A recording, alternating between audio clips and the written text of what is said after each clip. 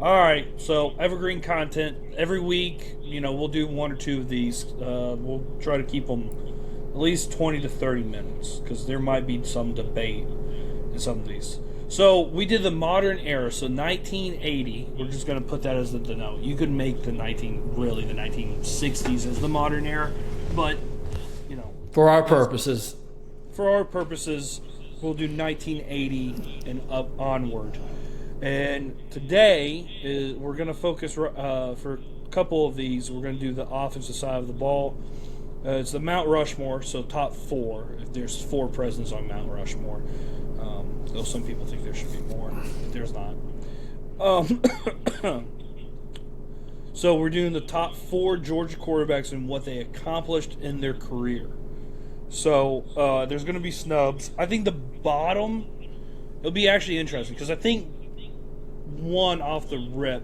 Which way do you want to go? You want to start off number one?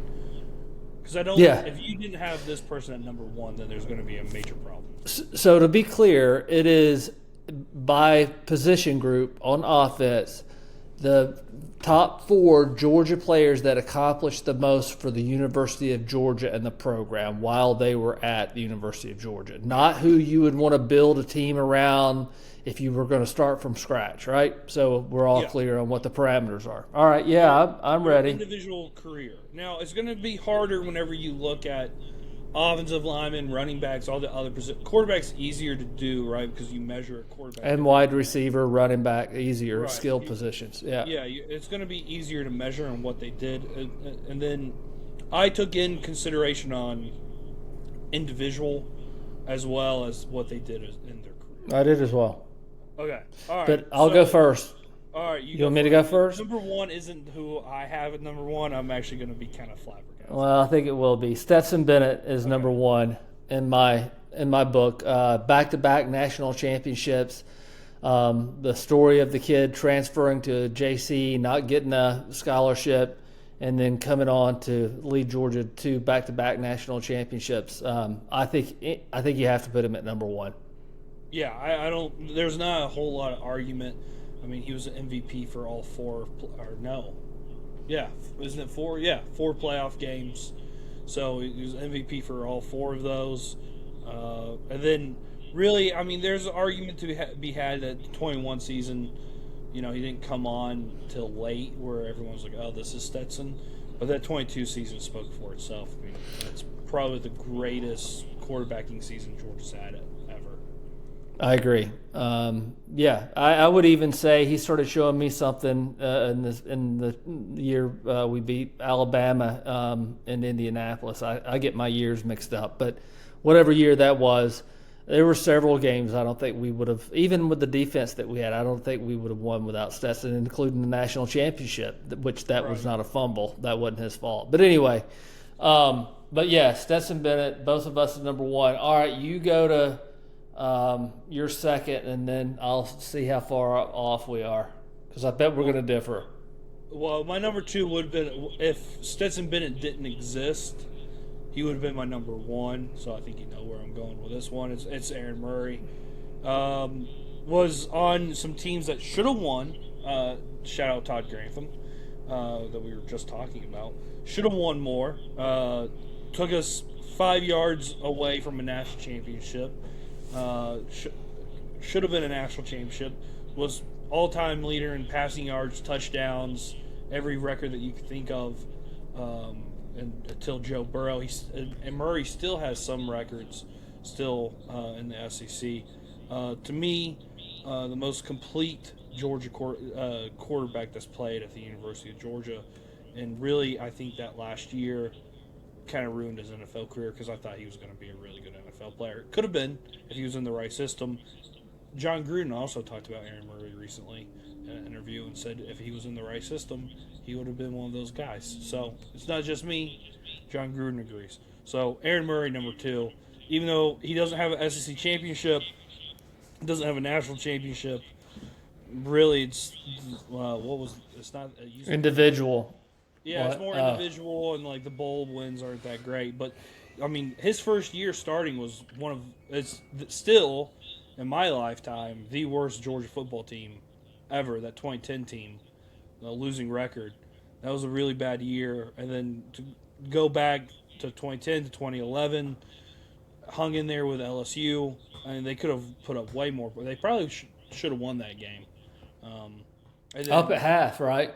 yeah, and they should have been up way more than Yeah. what they were.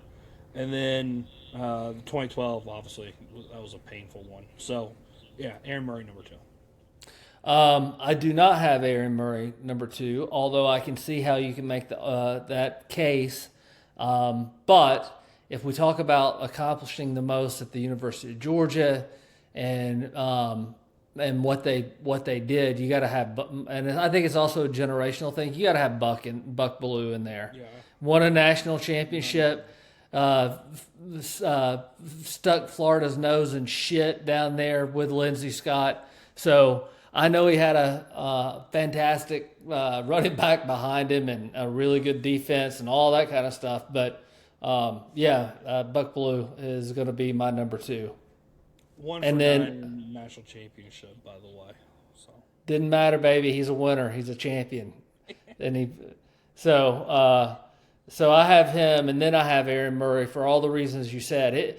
It was not necessarily his fault, but in terms of accomplishing at Georgia, those teams that it was on, again, thanks to Grantham, as I told you whenever you were a small kid, I thought Aaron Murray did everything he could to will Georgia to a win. I think it was against Kentucky and also against Auburn.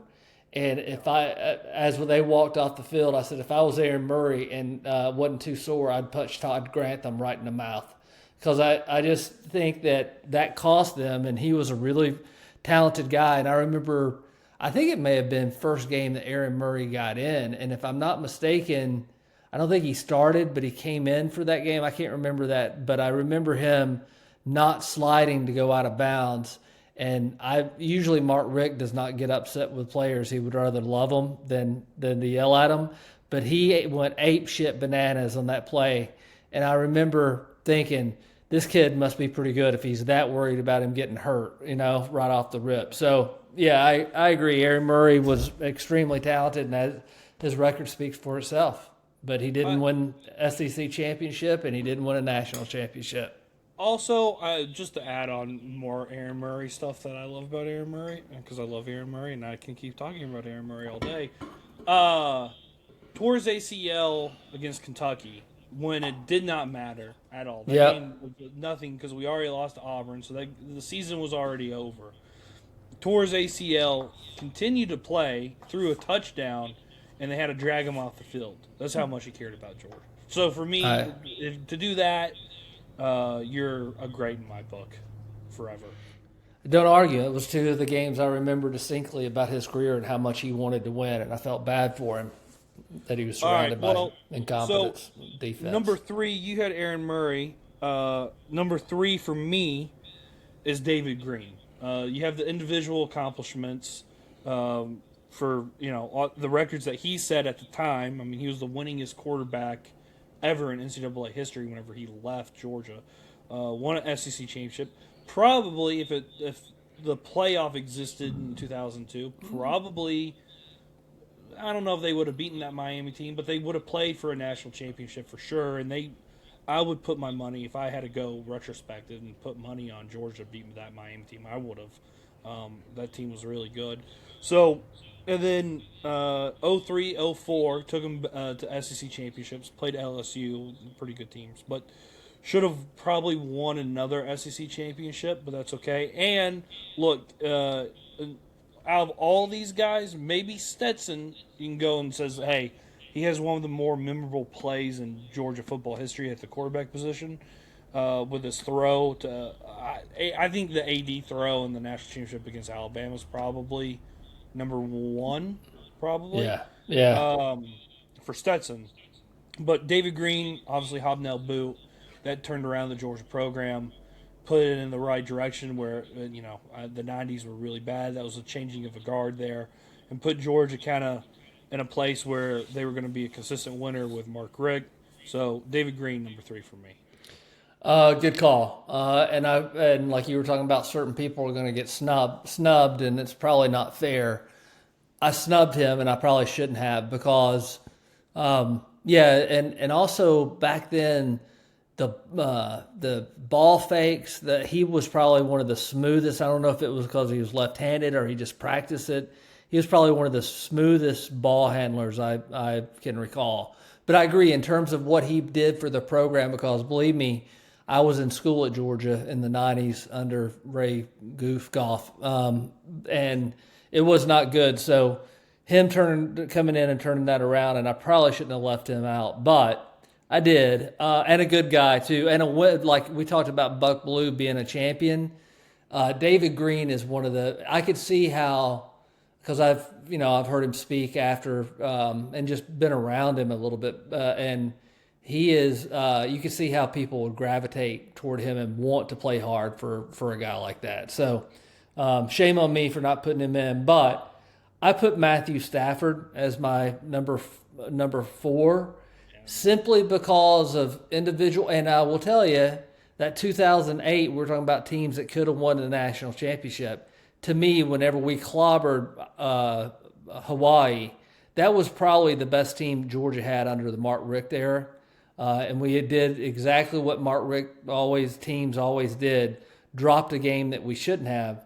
But in terms of talent, arm talent, obviously he's been playing in the NFL for 17 years and just won the MVP at 39 years old. Right. And he made Georgia offense, I don't know if I would say it relevant, but we were also, that was a Steve Spurrier era, right, where they were throwing it all over the field. At least we had an offense on a national level that teams was like, our announcers and national media, not that matters, were like, Georgia can light it up with this quarterback. So in that respect, this is the reason I put him in there. Well, I'll just go with, we'll talk about Stafford because he's not on my Mount Rushmore, and I have a very big knock on him. But it's whatever. So my number 4, and I think if you actually look at all my guys, I have a soft spot for guys that love Georgia. So Shockley's number 4 for me. Stayed, was a top recruit, stayed, waited his turn, got in. That 05 team, not one of the better Georgia teams under Mark Richt. Like, record-wise, really good. But if you go back and look at the talent on that team, not a lot of NFL guys at all, really. And the guys that were NFL guys, they weren't starters, and they were young freshmen, sophomore guys that weren't getting a lot of playing time. And if Shockley doesn't get hurt in 05, if they don't lose to Florida, they probably go on and play for the national championship, or at least the SEC championship, and then they beat, obviously, LSU. They probably play in the national championship that year if he doesn't get hurt. So, to me, Shockley sticking around, he's a DGD still to this day. To me, he gets in that 4th spot because of what he did off the field, and then obviously what he did on the field to lead them to the SEC championship. And should have lost the Sugar Bowl. Another big good call by you and a snub by me, but there's only 4, and you're right on everything you said. He was loyal, stuck around. And I still remember that LSU game. I assumed, frankly, I thought we were going to lose that game. And that you're talking about big time passes. What's the to Sean Bailey down the sideline, and we lit them up that night. And that was a credit to DJ and the receivers, because we weren't that. I didn't think we were that great of a team. I thought we were going to lose that game, but clearly I was wrong, and a big part of that was because of DJ Shockley. Who else did they only lose one game up till the bowl game? He was hurt for a couple of games. Did they lose to South Carolina that year? Or was that I can't remember. Auburn? I think that was a loss to Auburn. Long time ago, man, for me. So I can't remember. But I do remember that because we were in Animal Kingdom. I was paying $300 a night with giraffes looking in my balcony. And I cut the park short to come back and watch Georgia whip LSU's ass. So I remember that. 06, more interested in Mickey Mouse. Let's see. Yeah, we lost to Florida. He was hurt, and then lost to Auburn. Should not have lost that game. It was a good game. I've gone back and I watched that. Shouldn't have lost the game. Last time, by the way, Georgia's lost to Auburn at home, 2005. They shouldn't have lost the game. Georgia had the game. Wow. Yeah, they had the game won late, and they dropped their candy. But, yeah, if Shock doesn't get hurt that year, they don't lose to Florida. They definitely don't lose to Auburn because he was playing injured that game. And they go on and whipped number 3 LSU. They probably are in the national championship that year. Who won the 05 national championship? Was that 05? Who was 05? Was that Miami or? No. Shit, dude. Who was that 05 national championship? That's really bad. 05 was USC Nebraska. USC was loaded back then. Yeah. Yeah. Probably wouldn't have won that game. No. There was about a 2 or 3 year stretch back when USC was sort of like what Alabama was. They just didn't sustain it for as long. But, yeah, they were loaded. Oh, no. So that year, probably Georgia wouldn't have gone to the BCS that year. They would have been higher ranked. It was USC Texas. That's Texas's. Ooh, okay. Yeah. That was on my birthday, by the way. All right. So my snubs, Buck. I like Buck. Different era, though. I couldn't put him on because of...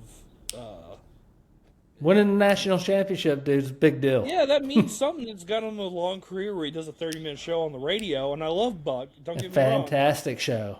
Yes, sirree. Oh, let's see what's popping.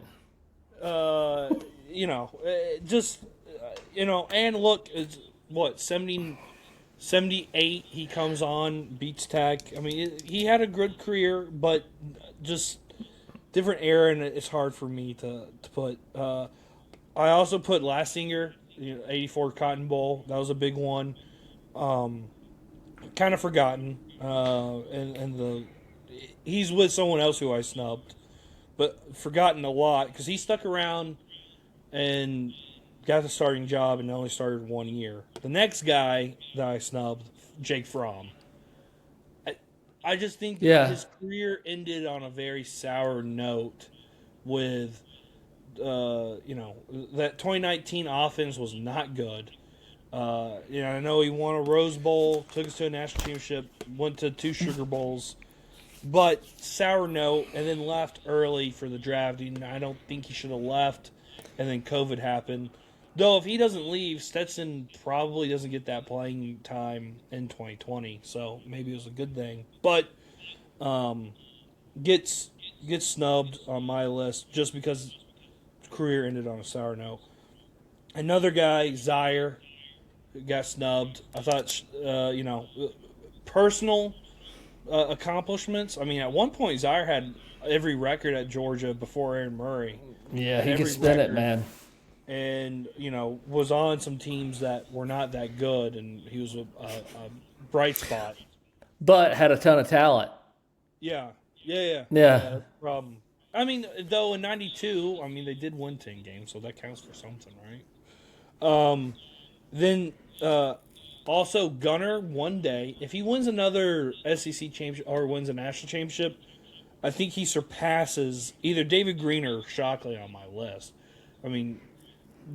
Came in relief, won an SEC championship, won an SEC championship last year, 2 back-to-back Sugar Bowls, even though they didn't win it, but 2 playoff berths. That does count for. He's quietly starting to reach up. No, I agree. But I want to look and see when the career is over and get a little bit of distance before we didn't start carving Mount Rushmore as soon as George Washington died. So, you know what I mean? I think a little distance from the... Stetson's already on there. Well, there's a little bit of distance now. Our chisels have gotten smarter. And then my last one, honorable mention, Stafford. Look, if it was about... talent and the best quarterback that's ever played for the University of Georgia just based on talent, Stafford would be number one with a bullet. But this is not. This is about your accomplishments. That you talked about the 07 team. You were talking about the 08 team. You meant the 07 year. That shouldn't have lost to South Carolina. Thanks to Chris Davis holding on that game-winning drive. Good job, Chris. And then 08. I mean, go. I always talk about this. Go and look at the 2008 Georgia team that lost to Tech, Bama, and Florida. And I know Bama and Florida were the two best teams in the country that year, and they had also a ton of talent. But that Georgia team was so underwhelming for the amount of talent and the NFL talent. I mean, also, go and look and see who the guys are up for the Hall of Fame because their careers are now over in the NFL. There's a ton of guys that played at the University of Georgia on that 08 team that are going to be in the Hall of Fame, and they didn't win anything. They won nothing. They got a Capital One Bowl. Congrats. And they barely beat Michigan State. So, also, another thing, and I think this is always the question or the knock on Stafford amongst Georgia fans. I have a soft spot for him, obviously, because I grew up with him. And he's the first real Georgia quarterback that I remember playing. But how much does he care about Georgia? I've only seen him one time ever at a Georgia game. That was the national championship out in Los Angeles, where he lives, and he was a honorary captain. And he doesn't like, he doesn't bark at people when they say "Go Dogs." So he doesn't comfortable with it, and I don't like that at all. So I just don't know how much he. I mean, obviously, he would probably feel differently, but I think the knock, and I don't believe it all the way, but the knock on Stafford is he didn't really care that much to win at Georgia. I don't think that's the case. I think if you stay in the league for as long as he's stayed in the league and won a Super Bowl, you're a competitive person. When you step out on the field, you want to win. I don't know what the problem was during his time there. I really don't.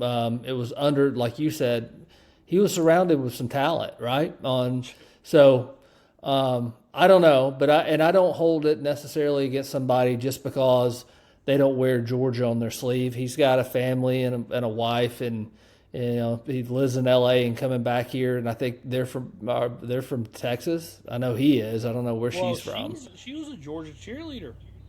Yeah, but I don't know where she's from. Well, she's from Georgia.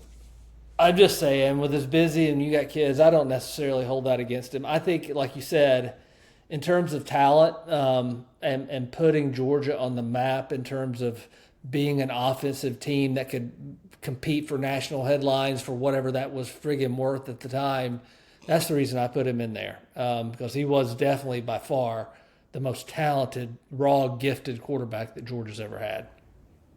And there were some good years in there. I mean, dude, I wish we had the playoffs back in that, I guess, 2007. At the end of the year, Georgia was hot. They were hot that year. Yeah. And look, if they didn't lose, again, whatever, if and buts and Caney's nuts. But if they would have not lost to South Carolina, and again, let's put that loss totally on one offensive lineman, the left guard, Chris Davis. They shouldn't have lost that game because of that penalty. I think you're being a little tough on Mr. Davis. Whatever. I mean, we have a standard and we have to play to that, and that's what that is. And you should never be called for holding. But all his fault for losing that game, and I hope he feels really bad about that. But he had Muhammad Massaquoi, who career was cut short, and he played with the Browns, but really good. A.J. Greene, he's going to be in the Hall of Fame. That was the 08, though. Noshawn Marino, really good running back, went to the Super Bowl, Pro Bowler. Thomas Brown, really good. Look at the offensive line that they had. Clint Bowling. Who else am I missing? Is Clint Bowling the guy that played for Cincinnati for so long? Yeah, and there's the center. I'm forgetting the center. Not Clint Bowling, other dude. Dude, why am I drawing a blank right now? That's pretty bad. Anyway, If you said the name, I would, yeah. But yeah, no, it's really bothering me. But and then looking on the defense, they had Geno Atkins, Justin Houston. Those are 2 Hall of Famers right there, just on the defensive line in the front 7. Also, Rennie Kern was really good. Cornerback. That's probably why they lost. Their cornerback sucked. But then you had Rashad Jones in the back. He's a fringe guy who's probably going to be in the Hall of Fame eventually.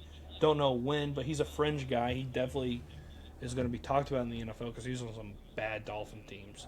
So I'm sure I'm forgetting guys on there that were really good. But just go and count how many guys that are going to be up for Canton that are going to be in the conversation have played in Pro Bowls. Just do that. Guys that made Pro Bowls that were on the 08 team, that team just underachieved so much.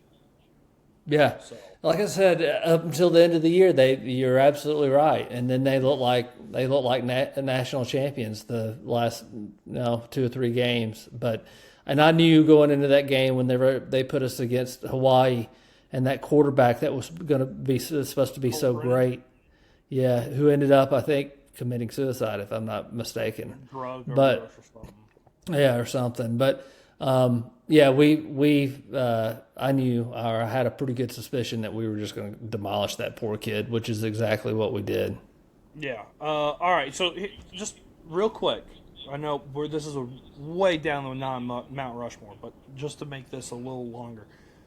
Stafford, Richard Samuel, Caleb King. This is the 08 team. Caleb King, Richard Samuel, No Sean Marino. Let's see. Richard Samuel's a damn good dog too, boy. Yes, he was. Fred Munstermeyer, Sean Chappis, who got as a fullback got selected in the draft to the Cowboys. Brandon Sutherland, another one. Fred Munstermeyer, favorite, just a random name that you can recall. Muhammad Massaquoi, A.J. Greene, Tavares King, Chris Durham, Marquise Brown, shout out. Could have been something, never was. Chris Durham had a good career in the NFL. Yeah, he did with the Seahawks. Hold on. Let's go tight ends. Aaron White, he was a freshman. Trip Chandler. Bruce Figgins what's his name? No, he wasn't on that team yet. Okay, never mind. Clint Bowling, Ben Jones. Ben Jones, yeah. Ben Jones. Then this guy, Chris Davis, not that good. Cordy Glenn, Pro Bowler, played for the Bills forever. So there's that. This is just the offense. Defensive line. Justin Houston, Geno Atkins, DeMarcus Dobbs was a good one. Let's see. I gotta keep going. D'Angelo Tyson, Jeff Owens, another one. Then Darnell Ellerby played in the NFL. Rennie Curran played in the NFL. Marcus Washington was good in college. Christian Robinson, Darrell Gamble, Akeem Dent. Akeem Dent played for the Falcons forever. Yeah, Bakari Rambo, Sanders Cummings. Let's see, who else? Then the cornerbacks, though. This is why they got beat. Asher Allen, not good. Prince Miller, not good. C.J. Bird, another one. Rashad Jones, who doesn't have a Wikipedia, which is weird because he's a Pro Bowler. But whatever. Punter, by the way, Drew Butler. And then Blair Walsh was your kicker. I mean, that team was loaded. Yeah. And I never did anything with it. Blair Walsh was probably one of the best field goal kickers, place kickers we had for a long time, and then he got the yips. He had him at Georgia, got it fixed, and then got an NFL, and then was doing well, and then got the yips there. So and never was the same after that game against Seattle with Minnesota. So, all right, just to recap it, Mount Rushmore, Stetson, Murray, David Greene, and Shock. Yours was Stetson, Buck Bellew, Aaron Murray, Matthew Stafford. So there's some misses or some honorable mentions that we had. and misses as well. All right. I guess on that note, check us out on social media, on X, Instagram, and TikTok at Terminus Sports _ATL. Terminus Sports _ATL. ATL in all caps, by the way. Forgot to add that in the last video. And then like and subscribe on here. Comment if we missed anyone or we're wrong on something. I'd be interested to see. Actually, you know what? We'll do a poll. All right. Who had the better list? We'll do Better. Wait a minute. Better. Yeah, How about the one that is closer to the one they would have chose? that would also be better. I don't know how it's just because you chose it or I chose it's better. It's an opinion. You have an opinion on something. I have the right opinion. That's right. Well, I disagree with the context of the question, so All I right, abstain. fine. Go with your liberal gobbledygook woke crap. It's not. It's an opinion. It can't be right or wrong. It's not based on facts. I want to win. If we're going to do a total here, well, which one do you agree with more? There you go. Yeah, there you go. Yeah, whatever. A or B? You're B, and I'm A. So that's You're for asshole. That's what that is. Yeah. Well, whatever. Fine. Assholes win. So yeah, put in the comments A or B, and then on the next one later this week we'll talk about who won. That'll be.